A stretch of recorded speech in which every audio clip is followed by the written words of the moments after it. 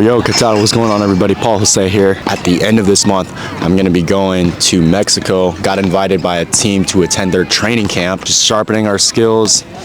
And that brings me to the main topic of the day. Sometimes it's better to train on the outdoors of basketball courts, the double rims, under the heat, under the cold, etc.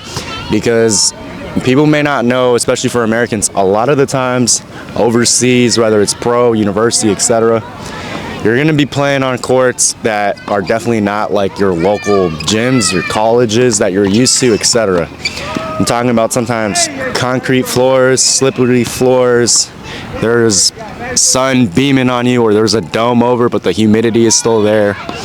Sometimes double rims, so it's better to get used to the conditions now while you're training versus you're having to adapt on the fly when you're in the heat of the moment of a game or a tryout or a training camp the first day, etc. Everybody's warm-up routine is different, but whatever it is every single mobility thing, stretch you should do, should be moving, dynamic, and at the same time, when you're fully done with it, you feel fresh and you're ready to go on the court. Same goes with lifting, vertical jump training, plyos, etc. All of that stuff you do should help you feel ready for the basketball court. You should never feel like absolutely terrible, because that could lead to overworking.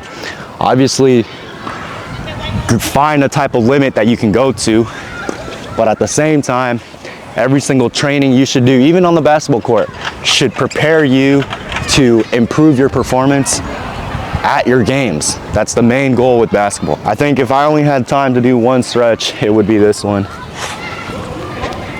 Rotate the hips back. Oh.